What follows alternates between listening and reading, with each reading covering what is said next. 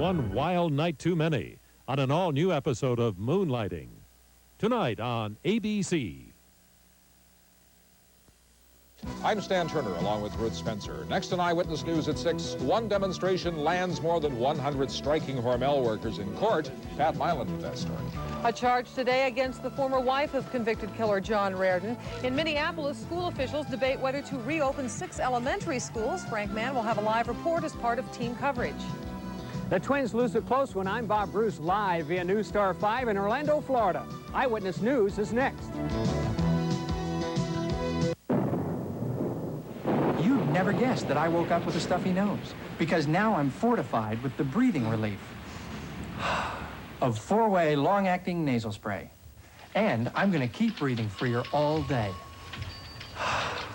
Because 4-Way's fortified to give up to 12 hours of all-day or all-night breathing relief from cold, sinus, or allergy congestion. Fortify yourself with 4-Way long-acting nasal spray from Bristol-Myers. He's fortified. On those cold winter mornings in Montana, the cook would fix up a fresh pot of MJB. Then they had to bring it all the way up by freight wagon from San Francisco. There were times when a cowboy would trade in his saddle for a cup of hot coffee. For over 100 years, MJB has been one of the best reasons to wake up in the West. And it still is today. Well, he might not really trade in his saddle, but he might talk about it, if it was MJB. Wherever soybean growers have a problem with broadleaf weeds, when Basagran goes over, it's over. When Basagran goes over cockleburr and smartweed, it's over. When Basagran goes over velvet leaf, Jimson weed, and wild mustard, it's over. Basagran by itself or tank mixed, it's economical and gentle on your crop. Wherever the problem is broadleaf weeds, when Basagran goes over, it's over.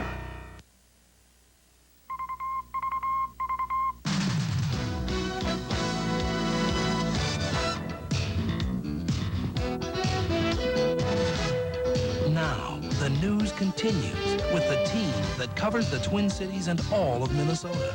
This is Eyewitness News at 6. And good evening, everyone. I'm Stan Turner along with Ruth Spencer. And at the top this Tuesday, as striking P9 members go to court because of one demonstration, union strategists are promising there will be more demonstrations. And because of another court action, they will legally be able to do just that. The court ban on demonstrations expired just as Mower County authorities began releasing scores of demonstrators arrested yesterday for blocking a company gate. Pat Milan has more now from Austin. 111 striking Hormel employees and their supporters who were arrested in a Tuesday demonstration were in court this morning, but the biggest court action involving the union happened automatically today with no hearing. A court-imposed ban on mass union demonstrations near Hormel property expired because the city of Austin never asked for it to be extended. A union strategist immediately promised more action. Oh yeah, I'm free to organize it, and by God, I'm going to do everything I can to organize it. In fact, the judge revealed that the court order actually expired last week, meaning that the demonstration on Tuesday violated no court order. So there is a very good chance that charges against the 111 demonstrators will be dropped. As the freed protesters trickled out of the Mower County courthouse, most said the night in jail was worth the trouble. One second. Certainly it was worth it. This was the whole purpose, right? Back at the Union Hall, members were voting on a resolution urging local leaders to settle the fight with the Union's International in Washington. The fight has badly hurt local P9 strike, but it is clear that any conciliation will have to come from the Washington side, since leaders in Austin admit no fault in the broken relationship. If the International Union wants to come in here and say, we're coming in here to tell you how to give up, well, we don't need that.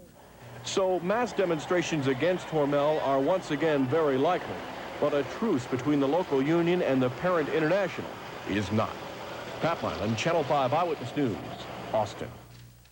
And union members in Austin are also voting on whether they should allow their board to accept a contract from Hormel, regardless of any past vote setting minimum standards on what they would accept to go back to work. Stan? Ruth, the ex-wife of convicted murderer John Reardon was herself in court today to face charges. Marilyn Nagel, who was remarried just last week, has been indicted on charges that she knew of and permitted her husband to commit sexual abuse on one or more of their children.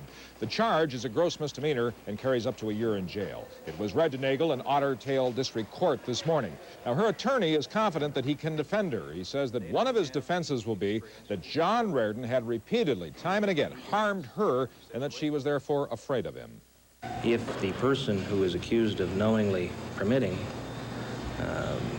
has a reasonable apprehension of physical harm, substantial physical harm, I believe is the right term, then it's a defense. Was she afraid of her husband? Gee, I don't know. You suppose anybody's afraid of John Reardon? It was last week that John Reardon was sentenced to life in prison for the murder of his 13-year-old daughter. Ruth? State lawmakers spent much of the day meeting in conference committees trying to work out the differences between House and Senate bills. And Governor Perpich spent part of his day trying to drum up support for a proposed lottery bill, which faces a tough vote tonight in a House committee. Leaders of the House and Senate have tentatively agreed on some major items, such as farm relief and the size of education cuts needed to help balance the state budget. But there is no compromise yet on the controversial welfare cuts proposed by independent Republicans. 3 well-known Minnesota women said today that they are more typical of welfare recipients than the stereotype of people permanently drawing benefits. The 3 held a news conference to voice their opposition to the proposed welfare cuts. 25 years ago, Secretary of State Joan Grow received AFDC payments for her 3 children. 39% of the poor people in this country are children, and that number is growing. Should at least make us sit up and recognize that we can't cut into those benefits.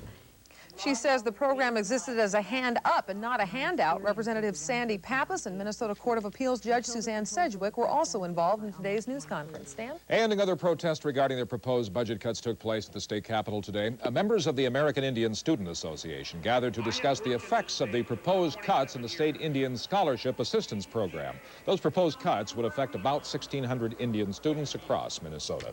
An increase in the student population in Minneapolis, that is what the school board is taking up this afternoon. It seems that the baby boomers are having a baby boom of their own, and there may not be enough schools to go around. The story is next at 6.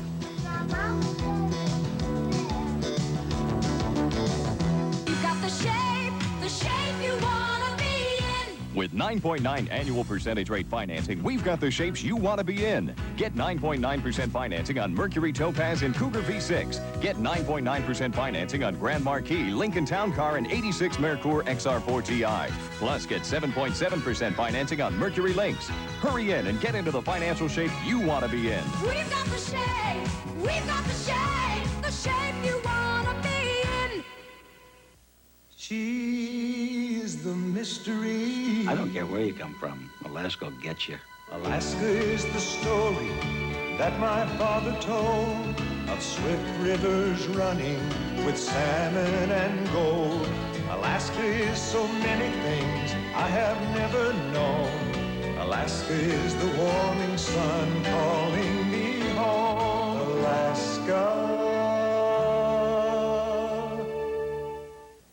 In 1972, MCI consisted of a few microwave towers and a few courageous businessmen as customers. Over the years, MCI has added the Watt service that reaches to Europe and beyond. Fiber optics, the most modern way to send data. And service centers like this one all over the country. MCI has also added something else.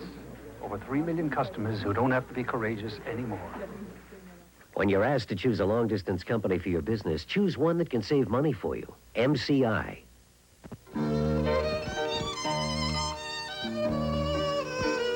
Next time, get a Hayworth furniture system. They're built. It wasn't too many years ago that the problem facing Minneapolis city schools was a falling enrollment. And now with the baby boomers' children coming of school age, the numbers are up once again. And right now, Minneapolis is considering whether it should reopen 6 elementary schools that were closed just a few years ago. We have team coverage beginning with Frank Mann. He's live at a meeting of the Minneapolis School Board. Frank? Well, Ruth, just a few minutes ago, the Minneapolis School Board voted to reopen 6 elementary schools which just a few years ago had been closed. Now, one of those schools is Sheridan, and it's just a few blocks down the street from me. It and 5 other schools are set to be reopened in the fall. 4 years ago, when the Board of Education closed 18 schools in Minneapolis due to declining enrollments, officials expected to reopen some of these schools as the decline bottomed out. But now, more students than expected are enrolling, showing that for the first time in many years, fewer families are leaving Minneapolis, and approximately 1,000 students are coming in from out of state. Now, the schools to be reopened are Hall, Northrop, Willard, Longfellow, Shingle Creek, and Sheridan. Shingle Creek, Willard, and Longfellow will be schools of choice, meaning they'll offer special programs, and parents can choose whether they want their students or their children to attend those schools. The other 3 schools will be reopened to relieve overcrowding problems in the neighborhoods where those schools now lie. Ruth and Stan? I would guess that opening those doors will mean some money, some extra money needed. Frank, what about that? Well, I asked, and approximate figures are being given as about $100,000 plus per school. So you're looking at more than $600,000, probably more realistically about $700,000. And of course, that will include hiring principals and extra teachers to take care of the extra student enrollment. All right, Frank, thank you very much. Today's events in Minneapolis, by the way, point to a phenomenon we are likely to be hearing more about in the future. That is, we are indeed in the midst of a second baby boom. Greg Stone continues now our team coverage. When the soldiers came back from World War II, they married and had incredible numbers of children, creating the baby boom of the 50s. Now those youngsters are having their own youngsters, in turn producing a so-called echo boom, or boomlet. But mothers have fewer babies each now during their childbearing years than in the past. Women in Minnesota had 3.5 children on average in 1960, compared to just under 2 in 1980. But there are more mothers, so there are many, many babies. 67,000 a year or so. To show you how significant that is, 4 babies will probably be born in Minnesota during the half hour that this newscast is on the air. And that means a boon to businesses like this one in Minneapolis. It, too, has reproduced, opening a second branch in St. Paul and extending the hours to accommodate working people. From the owner's perspective, the boomlet is quite real. Definitely. I thought, I think every woman thinks when they have their baby that they look around and there are 30 other people in the same office having a baby, and that's the way I felt, and then it just continues. Of course, this boom will not last forever. As women from the first boom age, the numbers of youngsters will probably level off again. I'm Greg Stone for Channel 5 Eyewitness News. By the way, as significant as this boom is, experts say it's just a faint echo of the first one, which hit its high point in Minnesota back in 1959. Ruth? High school students got a serious lesson in real life today at Minnetonka High School. Students Against Drunk Driving drove home the message against drunk driving. People with firsthand experience shared their pain and their anger over the sudden loss of a loved one. And the reaction on the students' faces seemed to tell it all. The program is so popular that SAD members now want to make it into an annual event. Well, we usually consider it a yearly event to have snow when it comes time for the state high school basketball tournament, Stan. But this year, Ruth, Dennis Felkin says that may be a long shot. The forecast is next at 6. When we say everything's on sale at Wix Furniture, we mean just that. 10 to 50% savings on everything in every department. Bedrooms, living rooms, but especially dining rooms. For example, when you buy one of these high-quality 5-piece dining room groups, now only $899.88, you get an elegant $699.95 china cabinet free. Save 10 to 50% at Wix Everything on Sale sale. When we say everything, we mean everything. Wix, surprisingly Wix. For 30 years, Towsley is the name you've known for car values in the Northland. Now, we haven't sold Subarus quite that long, but we have sold them for 16 years and are one of the largest Subaru dealers in the country. So you choose from over 150 Subarus in stock, XT coupes, turbos, wagons, sedans. Subaru rates second only to the much more expensive Mercedes-Benz when it comes to customer satisfaction. And while many dealers ask list price or more, Towsley Subarus always have the lowest price at our brand new Subaru dealership, Highway 694 and 61, White Bear Lake. I finally got rid of my college stereo. Let's face it, my life has gotten more stylish than a shelf full of mismatched components. Fisher. I got a new Fisher system at Best Buy Company. It has a compact disc player, MTS stereo, even remote control. Fisher. Good sound just wasn't enough. I wanted my system to look good. Fisher at Best Buy Company. I found what I wanted, and I got the Best Buy. I think I'm smarter than I was in college. I'm sorry. Your veterans programs are well-founded. However, we can't see that you have any support. I'm afraid we'll just have to forget about it. The rights and benefits earned by America's veterans may be forgotten unless we support the effort to preserve them. I think we ought to look at this again. When you're asked, join the American Legion. We remember the vets, so no one forgets. Bob Vernon has been busy making people happy again, and he's here to tell us about today's Team Spirit Award winner. That's right, Ruth. We went to the Weber Neighborhood Center in Minneapolis to make today's presentation, and there we found the Senior Citizen Program in full swing, which is good because our award winner, Jerry Lee Mayer, coordinates that program. Jerry is a marvelous gal. She puts herself out for the other person, and particularly for us senior citizens. She will come and pick someone up if they don't have a ride. She will make us comfortable when we come into this room so that we are sure that we're going to play 500 and not sit there by ourselves. They love Jerry at the center, and it's obvious that Jerry loves the people she works with, too. Now, if you know someone who deserves a Team Spirit Award, write and tell us about them. Address your letter to Team Spirit Awards, KSTP TV, 3415 University Avenue, St. Paul, 55114. Good. Stan's got a story about a bakery that got into the team spirit. I have another number here. Right, here it goes. This way, 11 congregations in South Minneapolis have gotten together to help the unemployed. This morning, the churches opened the fruit of their ecumenical labor, a bakery. It's kind of a mixed metaphor, isn't it? It's called the Phillips Bakery because it's in the Phillips neighborhood. Church leaders say they will try to hire people from the neighborhood who have had difficulty getting work, and they say the bakery should turn a profit after the very first year. Those, that look like kolachkis in there. Kolachkis, do you like those? Oh, There's I love a them. kolachki So do I. fest here in the summertime. Oh, Remember that, I Ruth, love the summer? kolachkis. Yeah.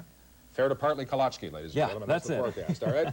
What about this snow stuff? Well, we're in one of those situations where we've got a big storm down in the south, and it's just going to depend upon how much energy it's got left by the time it gets up here and which track it takes and how much warm air can pull up, how much cold air pulls down. You know, other than that, it's a piece of cake to forecast this thing. We do know we're in a stormy weather pattern. The upper winds are controlling all of that, and sure, see that area of low pressure down in the southwest? Well, that's one of those upper lows which is kind of steering the storm down there, and it's all depending upon which track these upper winds take and just how much of a punch is left of that thing by the time it rotates up here as to whether we're going to have a lot of rain, a lot of snow, a mixture of both, or nothing. Well, right now it's kind of quiet. The 6 o'clock temperature out at the airport is 35. The dew point is 26. Humidity 69%. The wind right now, not bad, out of the southeast at 9. Wind chill 22. Pressure's rising. Right now, skies are mostly clear. It's been a terrific day. A lot of serious melting going on, as we talked about last night. The high today was 37 delightful degrees. The overnight low just about average at 17. A lot of fog around last night, but that burned off fairly quickly. No rain since midnight last night, or snow. Sunrise in the morning at 6:32, sets tomorrow night at 6:15. Low temperatures last night show the southeast unusually warm once again, keeping the vacationers happy with lows in the 50s and the 60s, few spotty 70s. We were in the teens and the 20s, and some of this cooler air is drifting eastward, right through the Ohio Valley and into the northeast, all on the heels of the warm air, which produced those killer tornadoes yesterday. In fact, 21 tornadoes hit Kentucky, Ohio, and Indiana late yesterday and into the night. 5 people are known dead, at least another 100 injured. This video from Lynn, Indiana shows the force of one of the tornadoes. The top floor of this school was taken completely apart just 40 minutes after classes let out. But that storm system is now well on to the northeast with a weak area of high pressure behind it. That contributed to our delightful weather for today. But here's the next storm brewing down in the southern plains right now.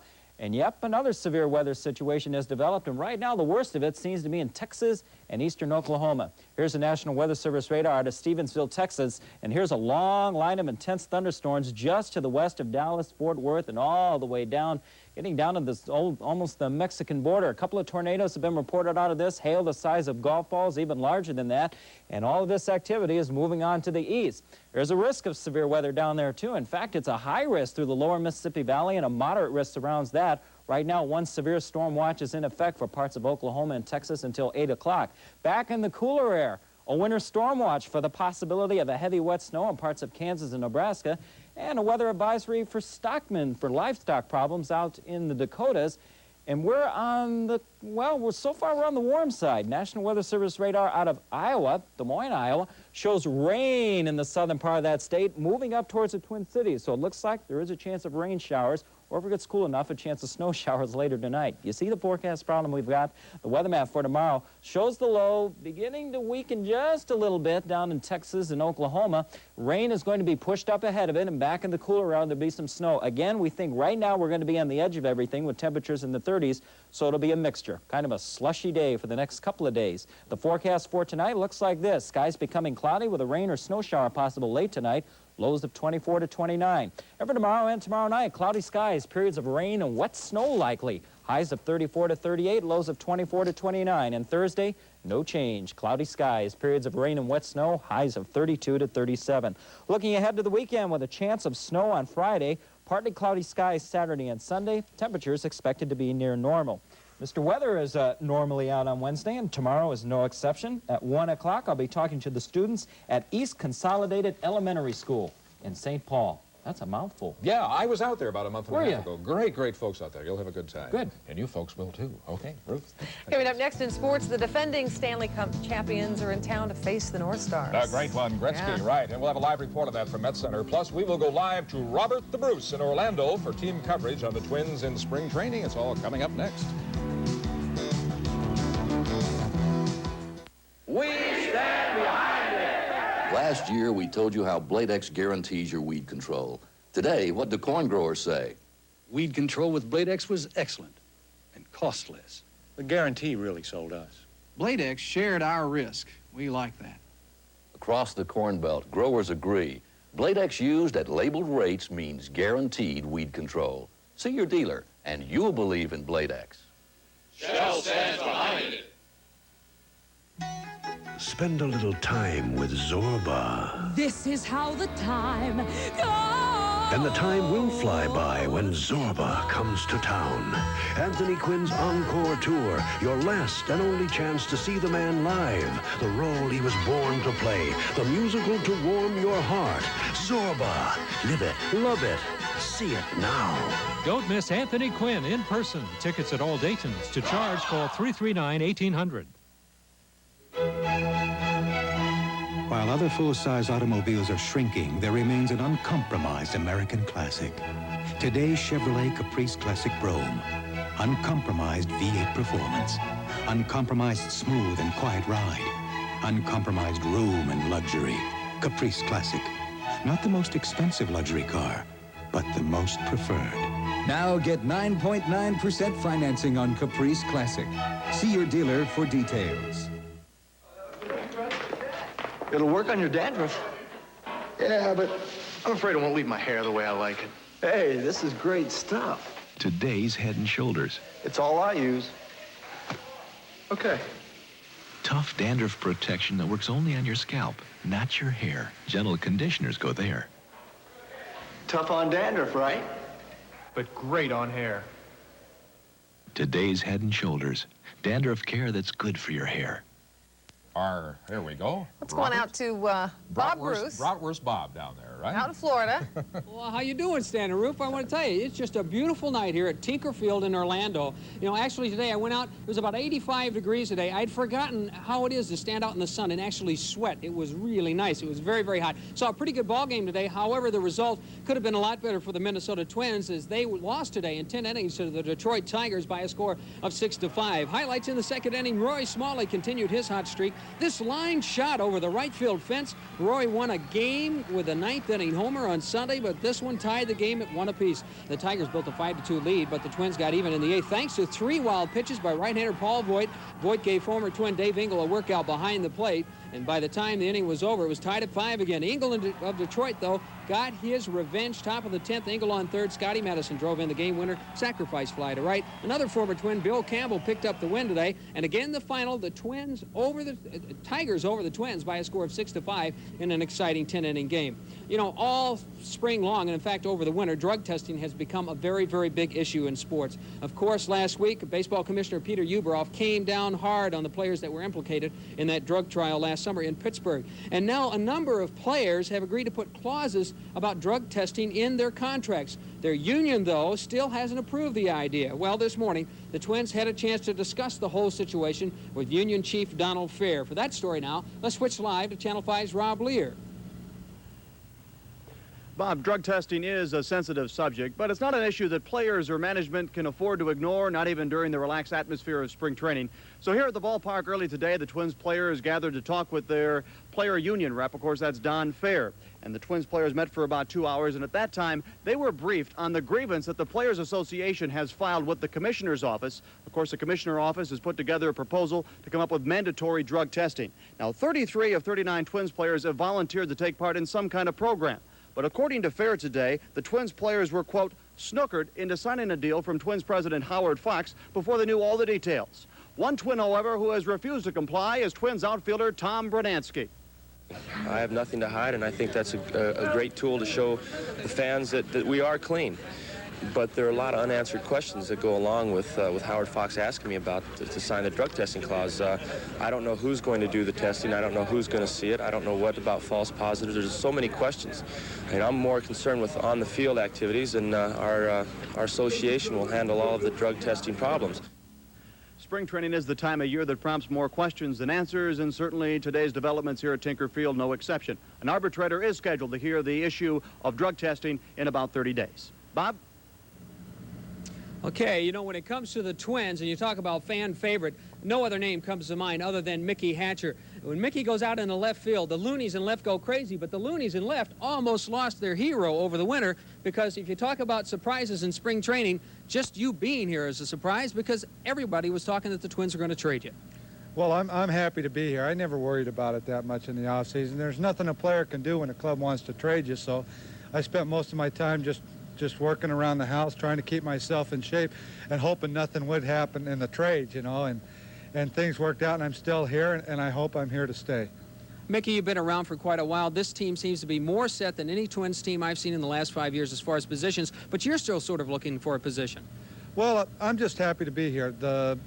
Like I say, the motivation is there. And all the years that I said, hey, we have the motivation to go out there, we can win it, and all that, you know, you have your years where it's just kind of phony talk just to keep something going. But this year it's been exciting, and Ray Miller's done a lot to keep the team as everything we do is we're going to do it as a team, and that's the way things have gone this spring, and it's been exciting. Everybody's been motivated, patting each other on the back, and we're looking forward to this season getting started. Well, they look good so far, and Mickey, thanks for stopping by. Mickey Hatcher, you guys out in left field, he will be back this year. Well, in the Twin Cities tonight, big hockey game. Guess who's in town? The North Stars and Edmonton. It's the only regular season appearance by Wayne Gretzky and company. And for a preview of tonight's game, let's go live to Met Center in the Twin Cities and Joe Schmidt. Joe? Big test tonight, Bob. The North Stars are like every other team in the National Hockey League. They have a ton of trouble when the Edmonton Oilers come to town. The Stars haven't beaten Edmonton since December of 1982. They played 9 games since that time. And yes, Wayne Gretzky is having another superhuman year. He leads the league in scoring with 48 goals and 139 assists. But the great one is not alone. 3 out of the top 4 scorers in the league play for Edmonton. By the way, the Oilers come into tonight's game riding a 7-game winning streak, but the Stars will counter with a streak of their own. Donnie Beaupre has won 10 straight games in the net. That wraps it up from the Met Center. We'll be back tonight at 10. Bob? Okay, thanks, Joe. And Ruth, I'll be back live from Orlando tonight at 10 o'clock on The Update, when we'll start our special assignment series on the 1986 Minnesota Twins. An interesting segment tonight on manager Ray Miller. So I'll see you again tonight on The Update. Okay, we'll see you then. Thank you, Bob. Also tonight at 10 o'clock, a behind-the-scenes look at the wonderful world of food. We're going to bring you the first in a series of reports leading up to a 1-hour special on Friday night that we call Food for Thought. Tonight, a restaurant food show. Potato chips and chickens are on the menu stand. And livers and snow cones. Snow? Snow? Hint? No. Well, things are going to start clouding up over the next couple of hours. If you're going out this evening, though, no real weather problems. After midnight, though, things may change. There's a chance of a rain or a snow shower. Lows of 24 to 29. Then for tomorrow and tomorrow night, it gets a little sloppy. Cloudy skies, periods of rain and wet snow likely. Highs of 34 to 38, lows of 24 to 29. And where it goes after that is anybody's guess. That figures we've had our 8 hours of sun for the week. Sure. That's Yeah. it. Cloudy skies. Thank you very much, everybody. Good night. Good night.